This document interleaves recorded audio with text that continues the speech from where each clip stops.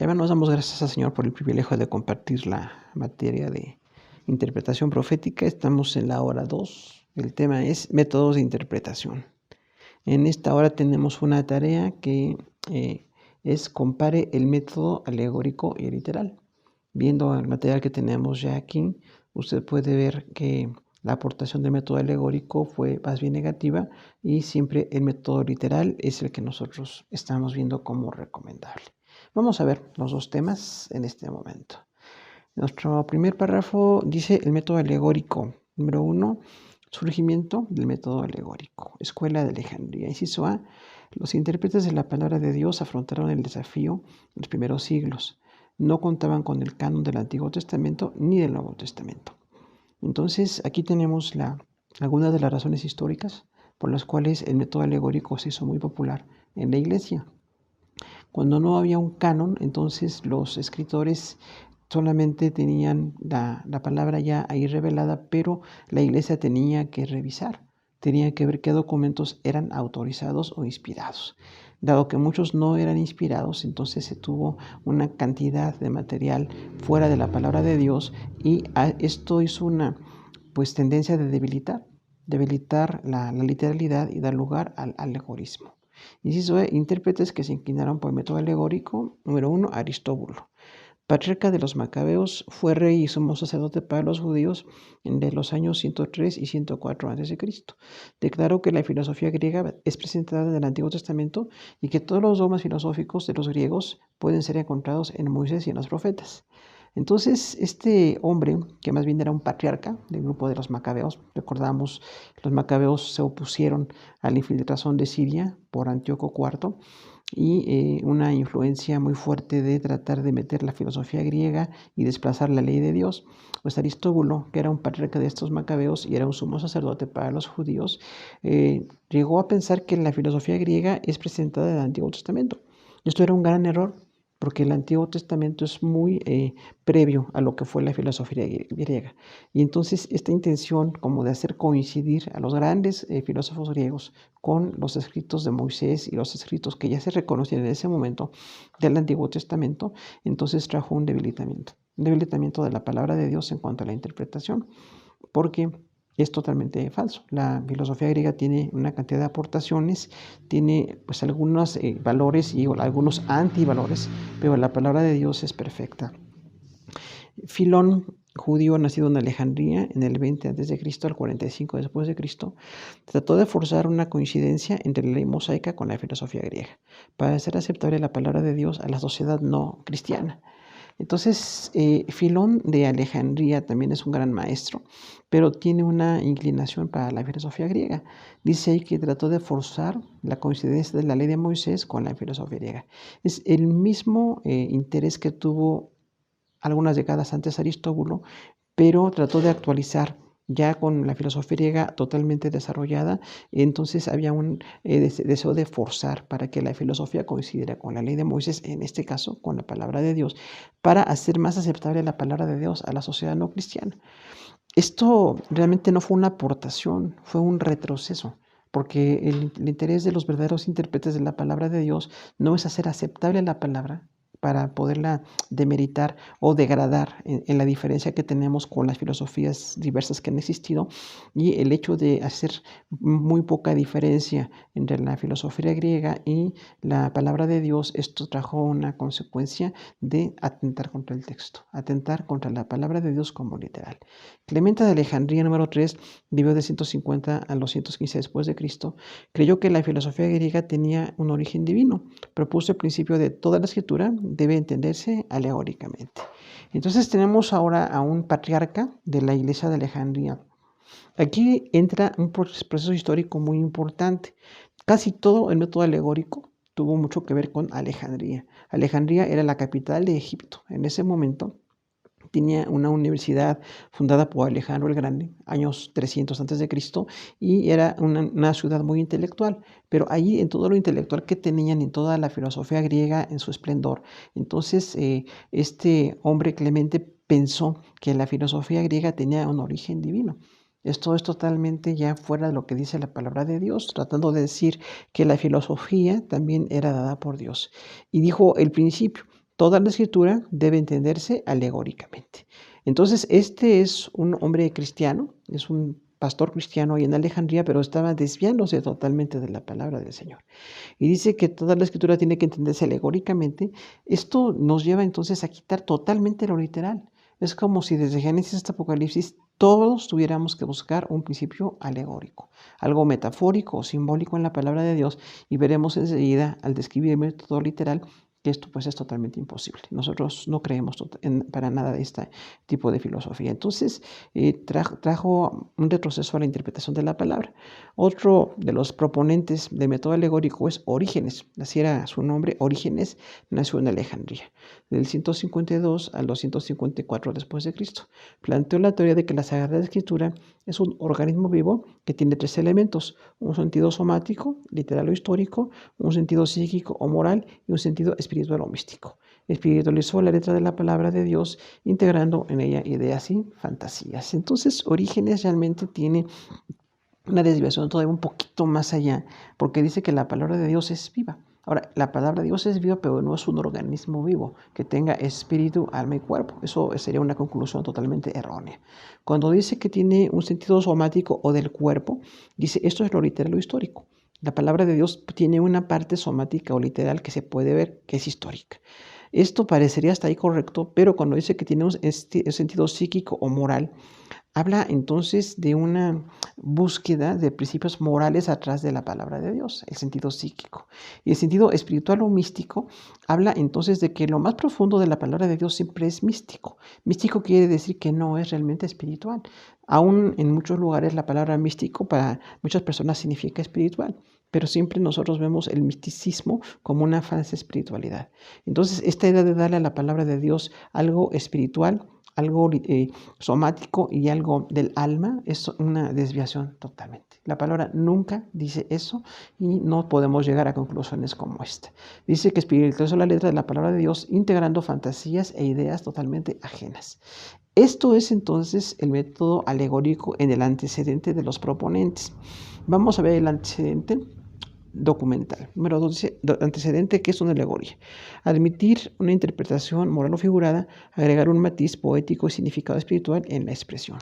Entonces, la alegoría es un recurso literario donde se permite dar una interpretación moral o figurada, dar algo simbólico, pero con un matiz poético. Casi siempre es para darle belleza a la escritura y tiene un significado espiritual en la expresión. Eso es una alegoría y en la Biblia tenemos algunas alegorías.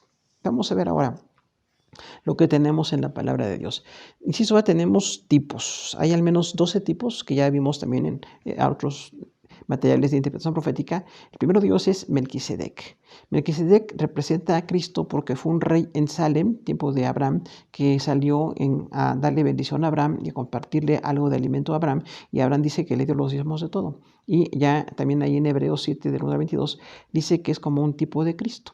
Entonces, Melquisedec no podemos decir que no sea un tipo de Cristo en ese sentido de el no tener origen de familia de manera notoria, y también que no dice tampoco cuándo murió, no dice nada de esto, pero fue un hombre normal, no tiene nada de divino Melquisedec, salvo la aportación de su rango como rey y sacerdote en Jerusalén. La Pascua es tipo de Cristo porque realmente tenemos ahí los versículos, no podemos por tiempo verlos todos, pero la Pascua es un tipo de Cristo porque Jesús es la salvación. Las Pascuas donde había derramamiento de sangre, donde había colocar en los dinteles y en los postes de las puertas la sangre para que hubiera salvación en cuanto a no morir los primogénitos de las familias judías, tiene mucho que ver con Jesús. Muchas veces dice la palabra del Señor que Jesús es nuestra Pascua. 1 Corintios 5:7. Número 3, el maná es tipo de Cristo porque es el pan que descendió del cielo. Realmente para los judíos el maná fue una provisión, 40 años.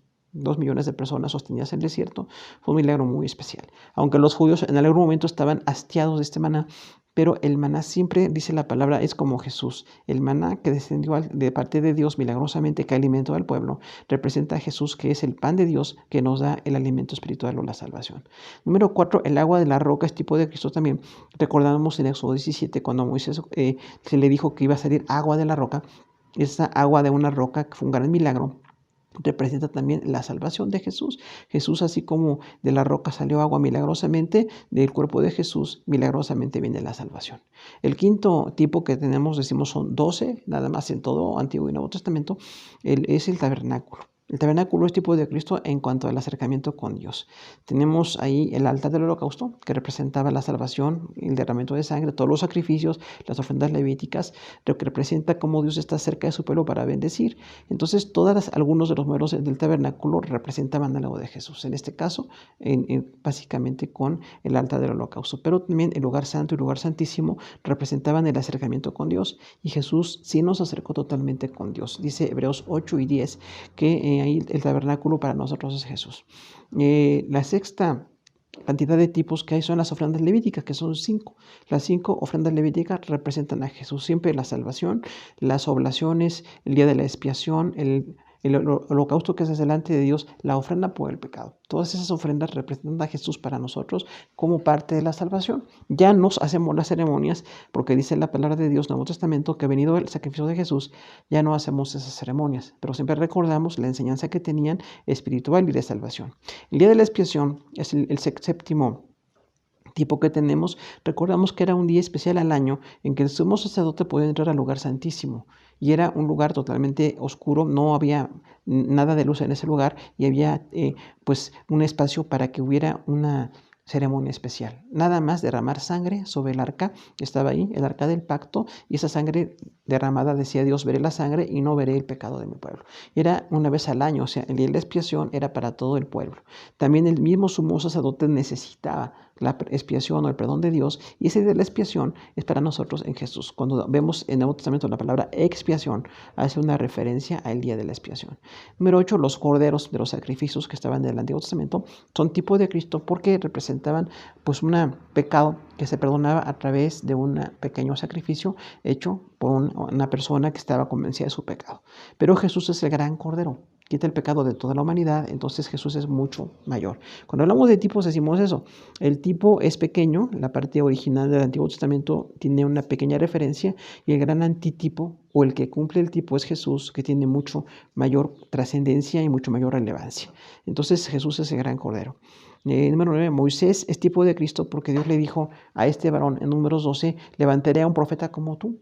Voy a levantar a un varón como tú, y Jesús es exactamente el profeta que esperaban los judíos. Incluso en varias partes de los evangelios dice, eres tú el profeta, porque pensaban los judíos en este hombre que iba a levantar Dios semejante a Moisés. Y Jesús es mucho más que Moisés. Aunque Moisés es el gran hombre para los judíos junto con Elías, Antiguo Testamento, Jesús es muy superior a todos ellos. Número 10, la serpiente de bronce. Recordamos que cuando los judíos estaban exactamente hartos del maná y estaban muy enojados reclamando por comida diferente, Dios permitió que hubiera pues codornices que llegaron con un gran viento y después hubo serpientes que estaban mordiendo a las personas y había una mortandad entre los judíos. Y Dios le dijo a Moisés, levanten una forma de serpiente de bronce en algún asta para que cuando alguien lo muerda una serpiente, si voltea a esa asta no va a morir. Hubo milagros ahí de sanidad, pero no era el asta, era tampoco la serpiente, era la representación de una salvación volteando hacia el objeto puesto por Dios. Ese objeto era muy limitado. Jesús es el gran Salvador puesto por Dios. David es tipo de Cristo también porque tiene una cantidad de referencias a un reino bueno, a la parte buena del rey David, la promesa mesiánica de que de su familia vendría un Salvador. Entonces hay varios textos que hablan de que David también era un tipo de Cristo. Y el sumo sacerdote, número 12 que tenemos aquí, el sumo sacerdote es un tipo de Cristo porque representa al que da los sacrificios. Recordamos que el sumo sacerdote representaba a Dios delante del pueblo y representaba al pueblo delante de Dios. Y Jesús cumple esa función sacerdotal en Hebreos 4. Dice que es nuestro gran sumo sacerdote. Entonces son 12 tipos del Antiguo Testamento y tendríamos que interpretarlos en la parte espiritual. No llegar a conclusiones erróneas, salvo que entendamos que estos puntos son como una referencia a Jesús. Tenemos algunos símbolos también en el Antiguo Testamento. Los símbolos son objetos usados para representar conceptos subjetivos. Tenemos varios ejemplos. Génesis 3:24, un querubín representó la ruptura de comunión entre Dios y la humanidad. Entonces, cuando Dios permitió que Adán y Eva salieran del Edén, dice que puso un querubín ahí y había una espada que estaba en ese lugar para que no llegáramos nuevamente al Edén, pero ese querubín era como un símbolo de que estaba rota la comunión de Dios con los hombres hasta que viniera la salvación. viniera el sistema sacrificial del Antiguo Testamento o viniera Jesús en el Nuevo Testamento. Eso ve Éxodo 3:2, una zarza ardiente fue símbolo de la presencia y santidad de Dios, en este caso para Moisés. Una zarza que ardía y no se consumía llamó la atención de este hombre y empezó a tener contacto con Dios. Cuando le dijo el Señor, quítate las sandalias porque estás en un lugar santo, una idea muy oriental, entonces esa zarza representaba la presencia y la santidad de Dios. Eso 24:1. El número 70 es usado para representar a una multitud, los ancianos de Israel y los enviados por el Señor Jesús para predicar. Entonces, esos 70 personas representan a una multitud. Por eso, Antiguo Testamento, Moisés eligió 70 ancianos y el Señor Jesús eligió también 70 hombres para predicar el Evangelio. Entonces, era un número que representaba plenitud para los judíos, una multitud. Inciso de Salmo 119, 164, el número 7 es usado como referencia a perfección. Recordamos que en muchas ocasiones para los judíos ese número 7 habla de perfección, así como los 7 días de la semana y todas las veces que en Apocalipsis aparecen 7 juicios de trompetas, copas y sellos, habla de algo que es perfecto, el número 7, algo completo. Inciso E, Isaías 1:6 y 61:3, el aceite ilustró sanidad y alegría. En el caso de Isaías, recordamos, contexto muy judío, el aceite representa sanidad. Ponen aceite para iniciar un proceso de sanidad de parte de algunas enfermedades y se llegó como un simbolismo de que iba a haber sanidad para alguien, ungir con aceite. Eso es muy del Antiguo Testamento. Y también representa alegría ese aceite. Inciso F, Isaías 31:9 y 66:24, el fuego puede representar juicio. En el caso también de Isaías, ahora el fuego es un juicio de parte de Dios. Casi siempre que aparece fuego, Antiguo y Nuevo Testamento, representa parte de un juicio de Dios. Inciso G, Jeremías 1, del 10 al 12, una vara de almendro representó la inmediatez de la obra del Señor. En el caso de Jeremías, un milagro en una vara de almendro, decía ahí, el juicio viene de inmediato. Esta vara de almendro que florecerá es como una representación de que va a venir el juicio de Dios. En ese caso, el juicio viene de parte de Dios. Inciso H, Ezequiel 3, del 1 al 3, Dios desnudó al profeta como un rollo, como énfasis en el inicio de su ministerio. Entonces, cuando Ezequiel empezó su ministerio, recordamos, tuvo muchas visiones y muchos eventos así sorprendentes. Dios le dijo, comerás un rollo delante de Israel y el pueblo sabrá que está empezando tu ministerio. Entonces, Ezequiel lo hizo y fue literalmente comer un rollo para dar inicio formal a su ministerio. Oseas 1, 4 y 6, los nombres de los hijos de Oseas y una mujer fornicaria representaban juicio. Jezreel y Loruama, los dos hijos de Oseas con esta mujer, representaban juicio para Israel. Inciso J, Juan 7, 38 y 39, el agua usada para ilustrar la vida abundante dada por el Espíritu Santo. Ahí hablamos entonces de la fiesta de los tabernáculos, donde el agua representaba la abundancia del Espíritu Santo y Jesús usó esa ceremonia para dar esa enseñanza. Juan 7, 38 y 39. Inciso K, Apocalipsis 4:4, el número 12 representa plenitud.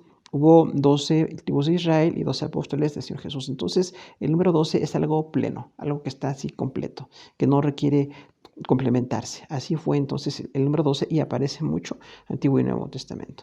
Apocalipsis 2, 1 al 7, la mujer y el dragón representa a Israel y Satanás en la visión dada por Dios a Juan. Dice, vio una mujer y un dragón que la seguía y que quería acabar con ella y con el bebé que iba a nacer de ella. Esa mujer representa a Israel y el dragón representa a Satanás. Hay varios simbolismos ahí. Apocalipsis 13, del 1 al 18, las dos bestias, el anticristo y el falso profeta, representados por dos bestias, literalmente por la destrucción que tienen y la influencia que van a tener durante la gran tribulación. Las parábolas que tenemos ahí, hay muchas, más de 30, pero vamos a mencionar más algunas. La del sembrador, que representa el trabajo de predicación y que la respuesta depende del tipo de tierra donde cae la semilla. La semilla de mostaza, que habla de cómo crece el reino de Dios de una parte muy pequeñita, que es una semilla de mostaza, llega a ser un arbusto muy grande. Entonces Dios bendice su obra de tal manera que, aunque a veces el inicio es pequeño, va a hacer un desarrollo y va a tener un crecimiento pues sorprendente. La levadura también, que habla ahí, esa parábola de la levadura, es indicativo de cómo el reino de Dios va a germinar, va a dar un fruto y va a dar una bendición. La cizaña, tenemos ahí también una parábola más, hablamos de cómo, pues dentro de lo muy bueno, que es el campo sembrado por Dios, viene el enemigo y siembra cizaña, siembra hierba mala, y habla entonces de que en todo el mundo habrá siempre personas que están de acuerdo con las cosas de Dios y personas que están en contra de las cosas de Dios. Esa es la cizaña. El tesoro escondido también habla mucho de cómo el reino es tan importante, el evangelio es tan importante, que se puede vender cualquier cosa que tengamos con tal de comprar un campo donde hay un tesoro. El tesoro escondido es el reino de Dios entre nosotros. Y es la misma enseñanza con la perla de gran precio, que un vendedor de perlas vende todo lo que tiene por comprar una que le pareció preciosa, y eso habla para nosotros que hemos visto algo precioso en el reino de Dios. La red también habla de cómo de cuando se hace una pesca se sacan cosas buenas y cosas malas. Entonces esa red habla allí, igual que la cizaña, que no todo es de Dios ni todo es el reino de Dios. También hay algunas personas que están representando lo opuesto a lo que Dios quiere. Tesoros nuevos y viejos habla de cómo un buen maestro enseña cosas viejas y cosas nuevas, así como un padre que le enseña a sus hijos cosas nuevas y cosas viejas para captar la atención. Las alegorías son representaciones simbólicas. Tenemos varias. El Señor Jesús habló en alegorías, Juan 16:25, y habla de una representación simbólica un poquito más breve que una parábola. Sara y Agar, Gálatas 4, del 21 al 31, usada por Pablo, dice Sara representa entonces a Israel y Agar representa la ley. Representa a Jesús la salvación con Sara, que es la fe, y Agar la ley, porque era una mujer joven que podía dar a luz, y Sara ya no tenía edad para dar a luz, pero fue el milagro para con Sara. Entonces, estas dos mujeres son simbólicas, y ahí sí tenemos que llegar a una conclusión de cómo estos simbolismos siempre nos llevan a una conclusión literal. Definición del método. Considera el texto literal como un medio para llegar a un significado de mayor espiritualidad y profundidad. Entonces, no es el texto literal un medio para llegar a un significado espiritual. Realmente esa es la conclusión a la que llegan muchos hermanos que siguen el método alegórico, que hay que encontrar un segundo sentido a toda la Biblia y que lo literal es como limitante para ellos. Entonces se llegó, así como empezó con Filón y con Orígenes y con Clemente, llegó a una total desviación de la palabra de Dios. Niega el contexto histórico y el estudio gramatical. Entonces, cuando el contexto histórico, que es tan importante, se niega, no se da el lugar a lo que fue histórico en ese momento, llegamos a conclusiones muy erróneas. Y el contexto gramatical también, el estudio gramatical, palabra por palabra, nos lleva a conclusiones reales. Pero el método alegórico está desechando tanto el contexto histórico como el estudio gramatical. Los riesgos del método alegórico: número 1, no interpreta la palabra de Dios. Entonces decimos, cuando escuchamos a alguien que predica la palabra del Señor y dice que tiene una interpretación que no podemos nosotros saber de dónde la sacó, nos damos cuenta de que está alegorizando con la palabra de Dios y no es espiritual ni es algo bueno, aunque aparentan que es algo bueno o que son muy espirituales. Número 2, la autoridad de las escrituras se reduce al criterio del intérprete. Entonces, sí nos damos cuenta de que ya no es la escritura la autoridad, sino el intérprete, porque como la escritura no es literal para ellos, dicen, basta ver si es un buen intérprete. Entonces, un hermano espiritual o una hermana espiritual va a llegar a conclusiones muy espirituales, pero realmente llegan a conclusiones pues terriblemente malas. Es imposible evaluar el producto interpretativo porque como no hay un proceso documental para llegar al método, entonces no tenemos forma de comprobar esas enseñanzas, no podemos evaluarlo. El segundo método que estamos recordando, porque esto ya lo vimos en una materia de hermenéutica, el método literal, la definición. Dice, en oposición directa al método alegórico de interpretación está el método literal o gramático histórico. Entonces dice en oposición. Realmente, aunque estamos en la iglesia cristiana y tenemos aprecio por todos los ministerios que están sirviendo, nos damos cuenta que quienes están con el método alegórico pues llegan a desviarse de la palabra de Dios. Entonces, en oposición a esto, tenemos el método literal. Método literal porque va palabra por palabra. Y gramático histórico también porque ve la gramática y ve la historia. O sea, además de ver el texto en sí, tenemos que ver gramaticalmente. Antiguo Testamento, pues en hebreo, algunas partes en arameo, y Nuevo Testamento, algunas partes en arameo y otras partes en griego. Entonces tenemos que ver qué pasa con eso. Y también trasladado a los idiomas a los que se interpreta, tenemos que buscar el equivalente. Tenemos que buscar la mejor interpretación. Da a cada palabra el significado de su uso normal y ordinario. Considera la gramática y la historia para llegar a una correcta interpretación. Entonces, el método literal que siempre vamos a recomendar como iglesia y como ministerios, cada palabra tiene un significado normal.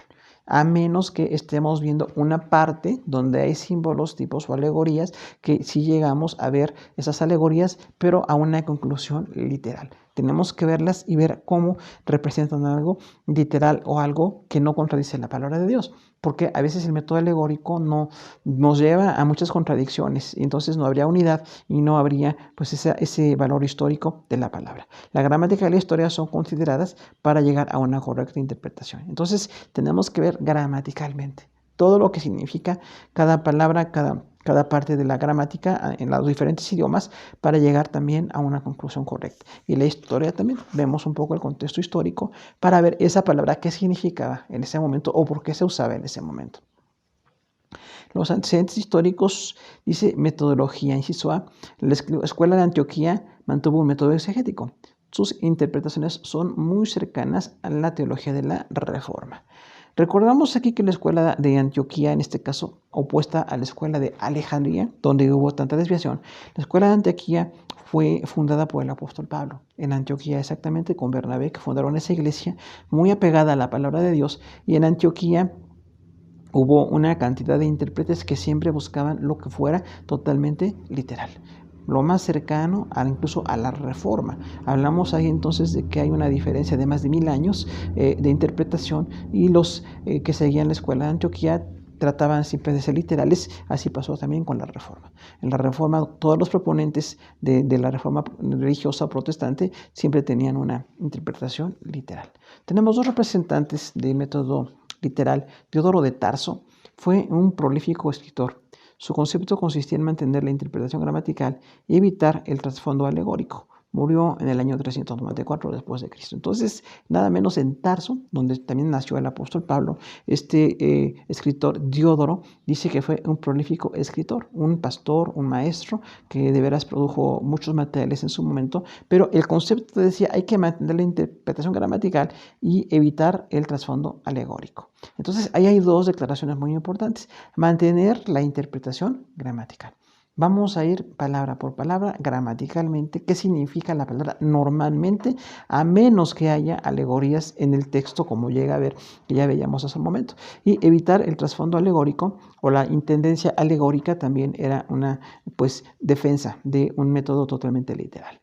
Ahora, Teodoro de Mopsuestia o Cilicia, también 350 a 428 después de Cristo, propuso que los pasajes bíblicos se estudien como un todo, no aislados, para examinar la fraseología y llegar a una correcta exégesis. Entonces, Teodoro de Mopsuestia es también Cilicia, es entonces un gran maestro y dice que los pasajes bíblicos se entienden como un todo, no se deben de aislar para examinar las frases, y entonces tenemos un contexto temático.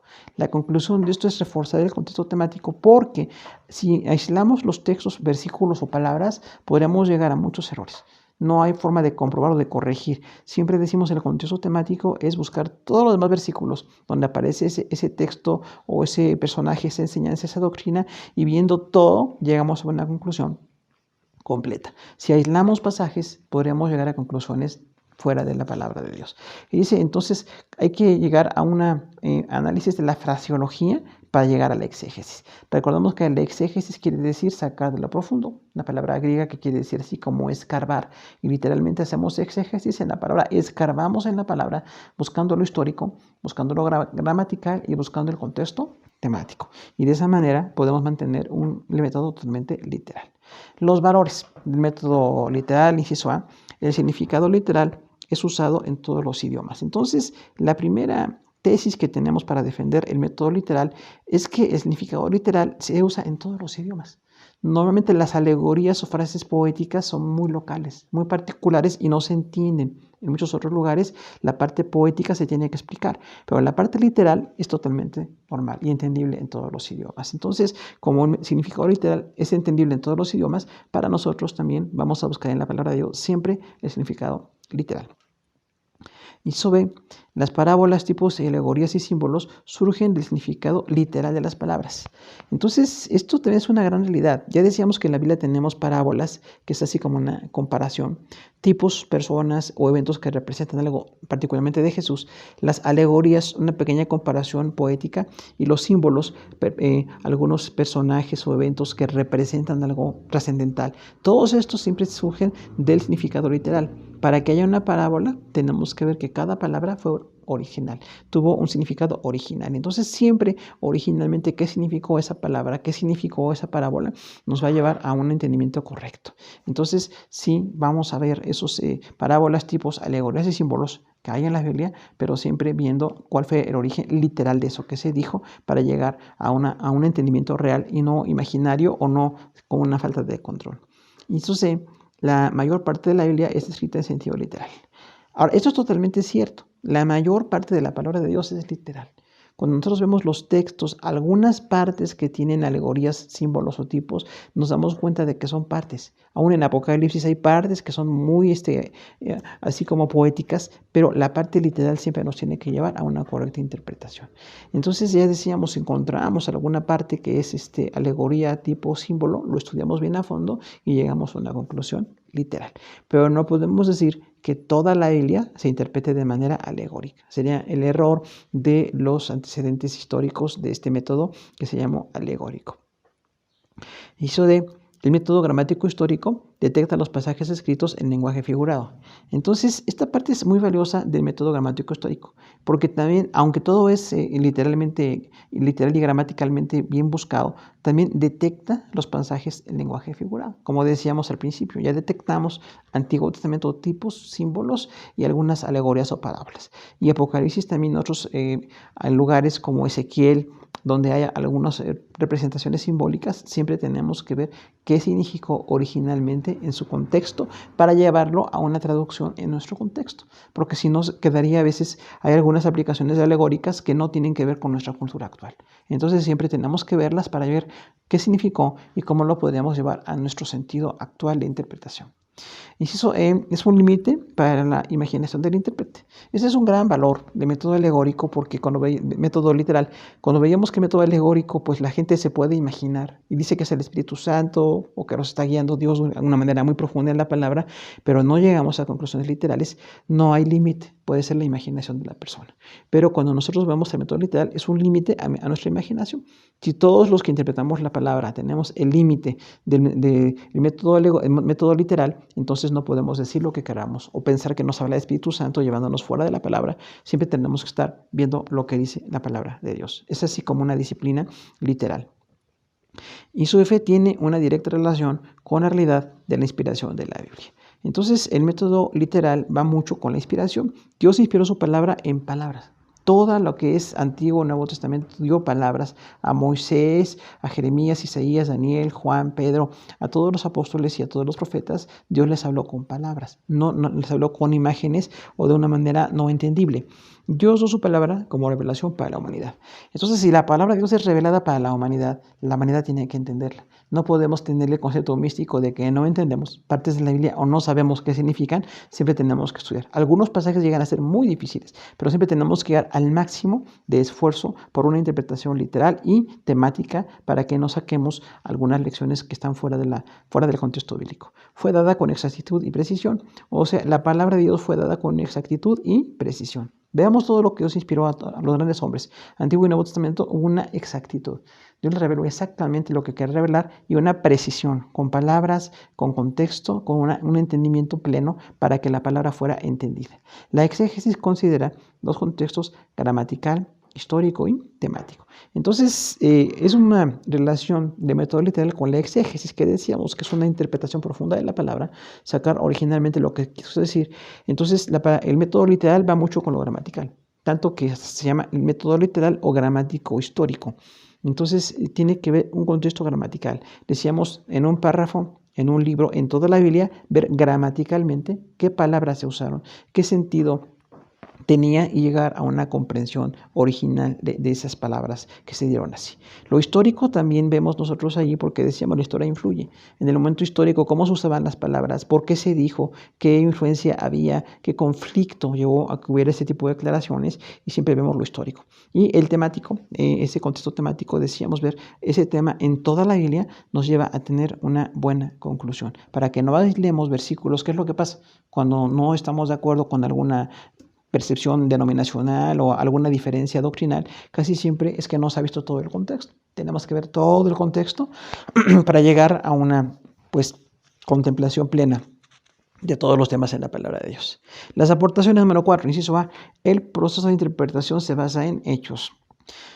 Entonces, esta aportación es que no se basa en una idea subjetiva. Como decimos, respetamos a las personas que lo llegan a decir, pero muchas personas abusan de decir Dios me está hablando o me habló el Espíritu Santo y no hay forma de comprobar que eso sea cierto, pero parece como que es muy espiritual. Entonces no vamos a basarnos en ese tipo de declaraciones, siempre nos vamos a basar en hechos. Digamos que una de las metas de la iglesia cristiana es que todas las interpretaciones estén basadas en hechos.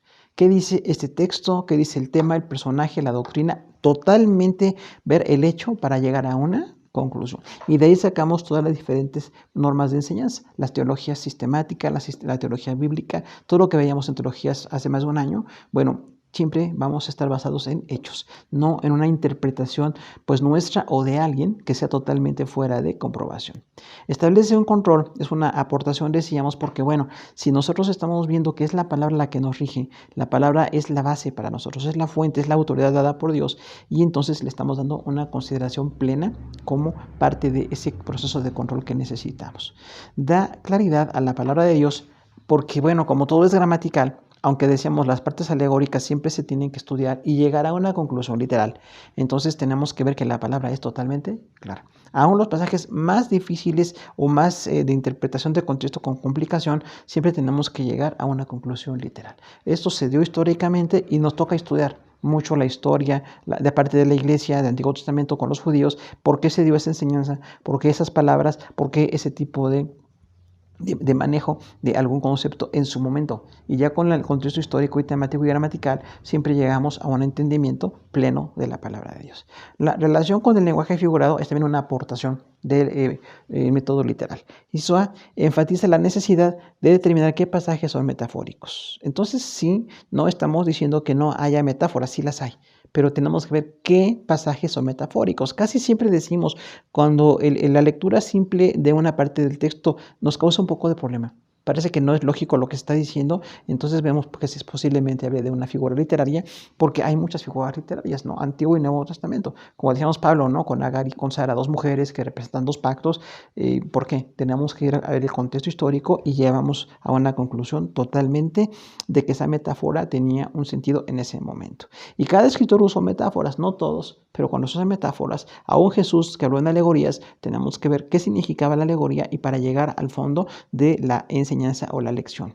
Inciso B, las figuras literarias son un medio para revelar verdades literales. Entonces, esta es una declaración muy contundente porque las figuras literarias son un medio para revelar verdades literales. Casi siempre que vemos una figura literaria tiene una verdad literal detrás de ella. No nos podemos quedar con figuras literarias, porque sería así como muy de método alegórico. Me imaginé o percibí, el Espíritu Santo me dirigió hacia ese punto, pero no puedo comprobarlo. Entonces, normalmente estas verdades que decimos nosotros que están puestas con figuras literarias siempre van a ser literales. La palabra nos lleva siempre a un concepto literal. El lenguaje figurado no debe destruir la verdad literal. Esa es la tercera relación con el lenguaje figurado. Este lenguaje figurado que se usa no puede destruir la verdad literal. O sea, detrás de cada pasaje figurado o metafórico hay una verdad literal. Y si no le damos el lugar a la verdad literal, es como destruirla, como no llegar a referirnos a qué se refiere esta parte del estudio, esta parte metafórica, por qué se hizo. Como decíamos, los tipos, símbolos, alegorías y las parábolas siempre van a tener una enseñanza literal detrás de ellas.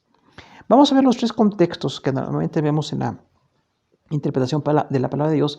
Lo vemos en hermenéutica, también se ve en exégesis, son el contexto histórico, el temático y el gramatical, que es parte del estudio del método literal para nosotros.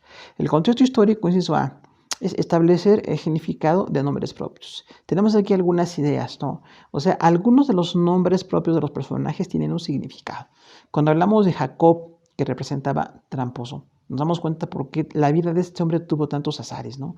Si buscamos Samuel, que el significado quiere decir el rostro de Dios, nos damos cuenta de que iba a haber una bendición muy fuerte de parte de Dios para Samuel. Daniel, Dios es mi juez, y otros nombres del Antiguo Testamento y Nuevo Testamento, muchas veces el significado de los nombres tiene que ver con el carácter de esas personas, tiene que ver con ese carácter. Cuando hablamos de Bernabé como hijo de consolación, no era su nombre era José, pero era tan consolador en su carácter que le decían, tú eres hijo de consolación.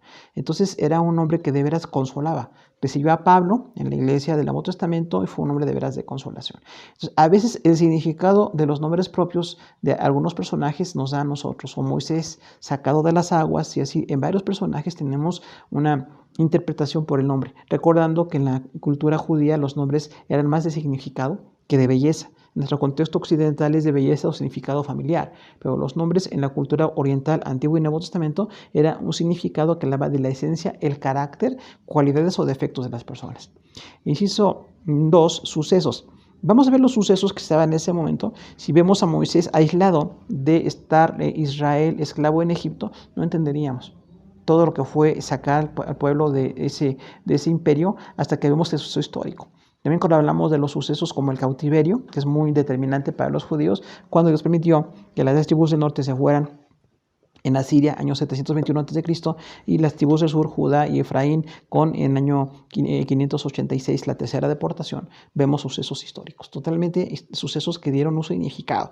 Incluso podríamos dar aquí los sucesos históricos como parte del contexto. Vemos el libro de Daniel, que es precioso, no se puede separar a este personaje de lo que pasó históricamente. ¿Qué pasó con Babilonia?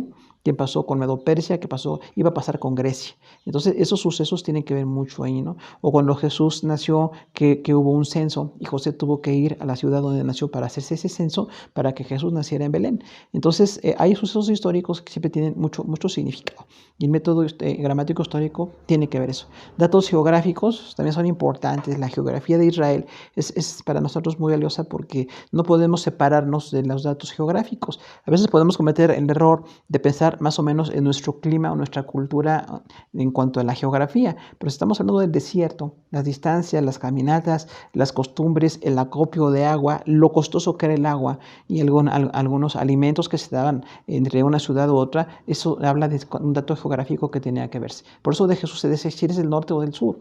Recordamos que había un distanciamiento entre los judíos del norte y los judíos del sur. Y a Jesús, que nació en el sur pero vivió en el norte, le decían, tú eres nazareno, tú eres de Nazaret, y había un desprecio en esa palabra. Ese es un dato geográfico. El contenido cultural también tiene mucho que ver.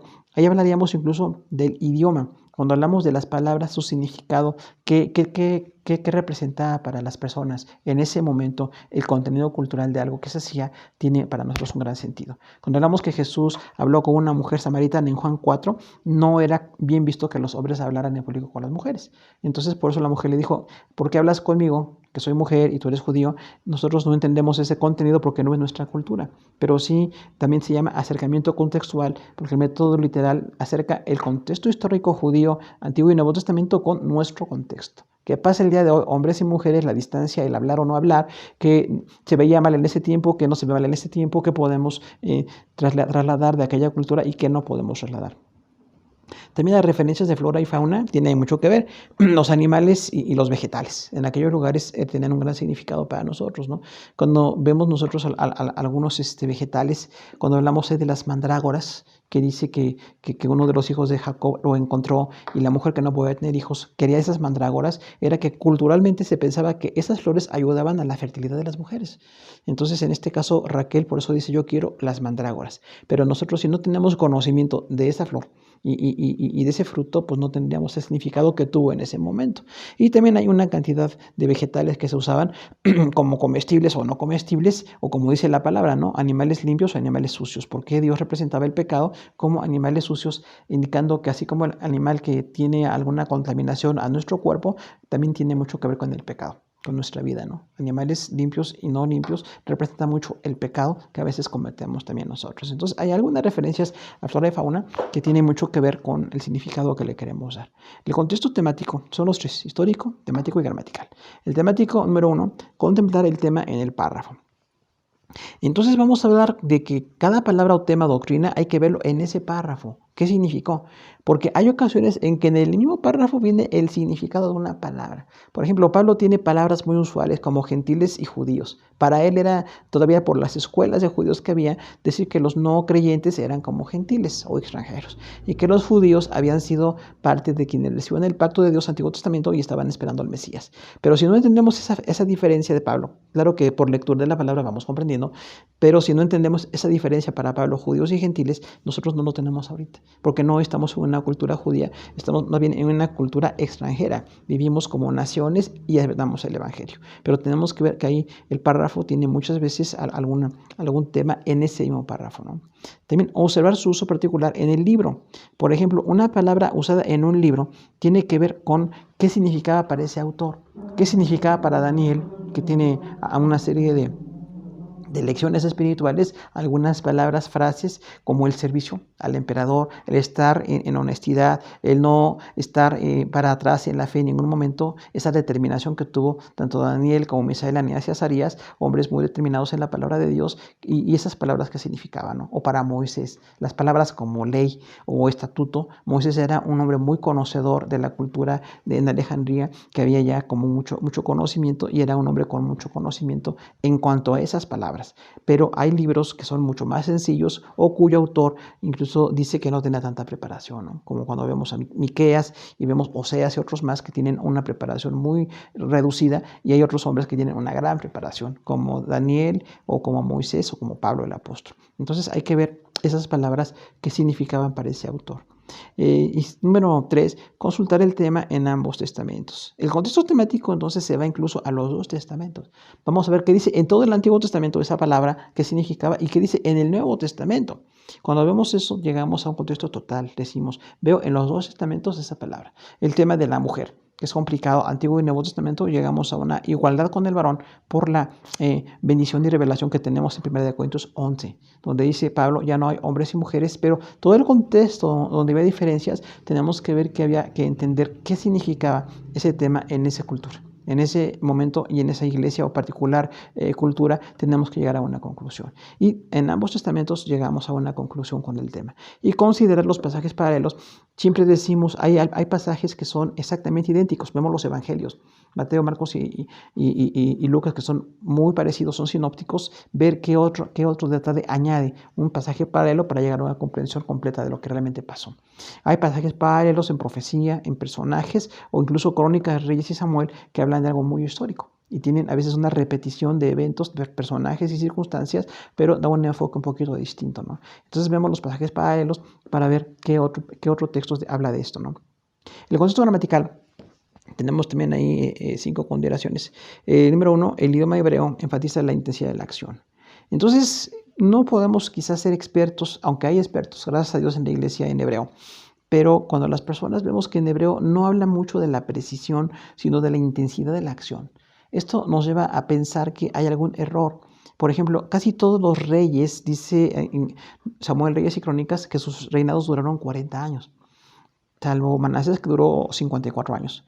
Los demás hombres, al decir 40 años, es como una, digamos, etapa muy cercana a 40 años. Puede ser un poco más de 40, un poco menos de 40, pero la idea hebrea era como que se cumplió una generación. Vemos las generaciones eran de 40 años.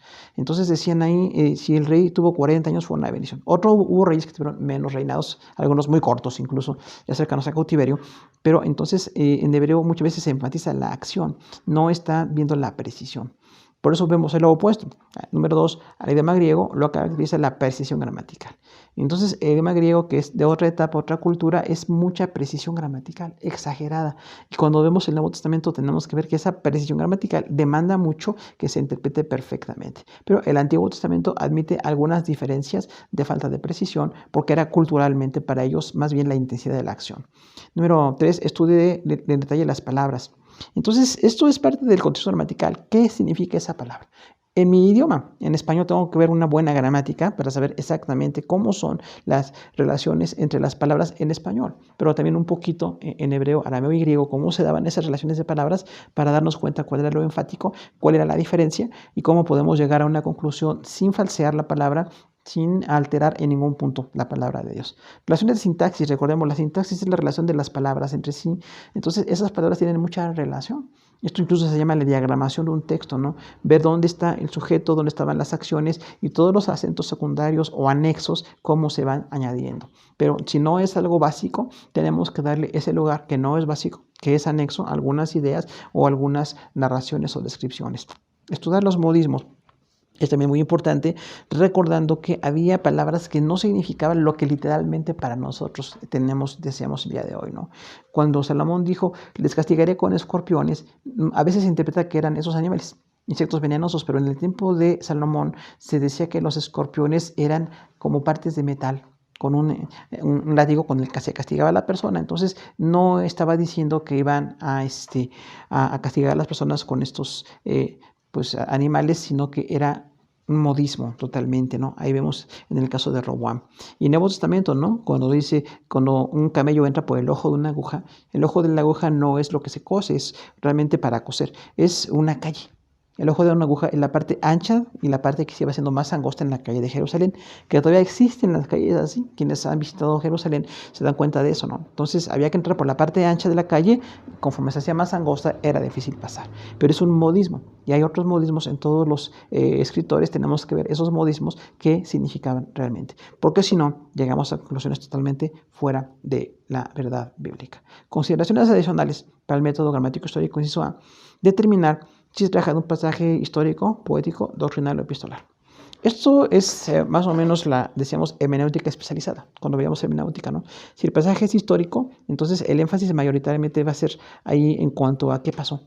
Personajes, eventos, circunstancias históricas o geográficas, políticas incluso también en ese momento, y cómo ese pasaje histórico tiene un sentido igual para nosotros, pero tenemos que ir mucho a la historia. Si es poético, tiene entonces una belleza de composición, y la belleza de composición admite algunas, pues digamos, formas, decíamos, de símbolos, parábolas o alegorías, que tenemos que llegar a una interpretación literal de ella. Pero si es una poesía, tenemos que entender eso. Si es un pasaje doctrinal, básico como en las cartas del apóstol Pablo, tiene mucho que ver con palabras. No admite muchas alegorías o metáforas y siempre tiene que llegar a una conclusión de lo que es la doctrina. O epistolar, cuando hablamos de las cartas, Nuevo Testamento, de Pablo y las generales, normalmente es corregir alguna doctrina, algún error, alguna persona, y siempre esas epístolas tienen un formato perfectamente definido y decimos, estamos viendo una carta. Y no siempre, no tienen tantas coincidencias. Si es histórico, poético, doctrinal o epistolar, así clasificamos los escritos del Nuevo Testamento y Antiguo Testamento. Tenemos que ver cuál es el énfasis en el estudio que queremos hacer. En pasajes proféticos, eso ve, número 1, interprete de manera literal. Todos los pasajes de profecía, ahora pues estamos, interpretación profética, es la materia, vamos a ver de manera literal, los grandes temas. En armonía con la profecía bíblica, segunda de Pedro 1, 20 y 21, o sea, la palabra de Dios es perfecta, está dada, y tenemos que llegar a una conclusión en armonía con esta palabra que fue dada por el Señor. Número 3, observe la perspectiva de la profecía, pasado, presente o futuro. Decíamos, la profecía bíblica no es siempre futuro, porque eso es muy mundano, ¿no? Pensar que las profecías hablan de futuro, algo así como darnos a conocer nuestro futuro. Pero la palabra de Dios habla del pasado, cosas como en el caso de Moisés, habla de Adán y Eva, que fue en su pasado. Para Moisés hubo cosas en el presente, que le dio a Israel, y en el futuro, cuando se le dice para Israel habrá bendición, o si se apartan o no se apartan de Dios, habrá bendición o maldición, eso es futuro. Pero en nuestro momento también puede haber en la profecía pasado, presente o futuro. En esa perspectiva profética, Daniel, Isaías, Ezequiel, Jeremías, Juan el apóstol, Pablo el apóstol, tenemos que ver de quién está hablando, ¿no? Cuando hablamos incluso de pasajes de escatología, tenemos que ver que lo que para nosotros es futuro, básicamente son los temas que tenemos ahorita. La gran tribulación, el anticristo, el armagedón, milenio, son escatología, pero en su momento tienen que estudiarse de esa manera. Número 4, estudia los pasajes donde hay un doble cumplimiento. Esto se llama la ley de doble cumplimiento o doble referencia, porque se refiere no a una persona, sino a dos.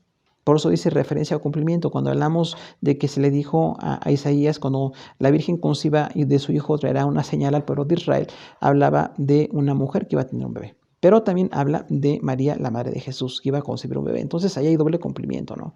O en algún caso que se dio una parte, por ejemplo, con Jonás, que fue un mal profeta y que fue y estuvo 3 días en el vientre del pez, y en Jesús dice, Jesús estará 3 días en la tierra como estuvo Jonás. Habla ahí entonces de un doble cumplimiento. Se pasó en Jonás, pasó en Jesús.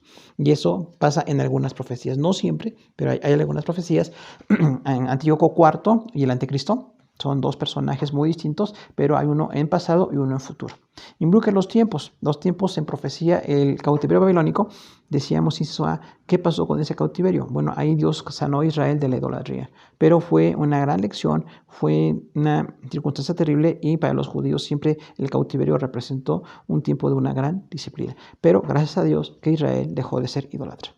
Y sobre el día del Señor, decíamos, ahí no es exactamente como el día de Jehová. De hecho, es uno de los temas que tenemos en este material de escatología. El día del Señor se refiere al día de Jesús, más en cuanto a la salvación y autoridad de Jesús. Pero el día de Jehová siempre es el juicio de Dios a toda la humanidad. El regreso de Babilonia también es un momento histórico que Daniel anheló, no lo pudo ver. Pero cuando Israel regresó de Babilonia, empezó otra vez el pueblo de Israel a establecerse para dar lugar al Salvador. Ese periodo intertestamentario, año 400 a.C., el año 0 a.C., vemos eventos históricos, los macabeos, que es histórico totalmente para nosotros, ver ese regreso que trajo una bendición a Israel. La dispersión de Israel, año 70 después de Cristo con Roma, cuando fueron dispersados, entonces Israel quedó fuera de la ciudad, quedó fuera del pacto, fuera del contexto con Dios, pero Dios está regresando a Israel. Ya en la Segunda Guerra Mundial, al término de la Segunda Guerra Mundial, Israel regresó y tiene territorio, y ahora hay problemas muy fuertes de territorio en aquel lugar, pero la dispersión sucedió casi 2000 años.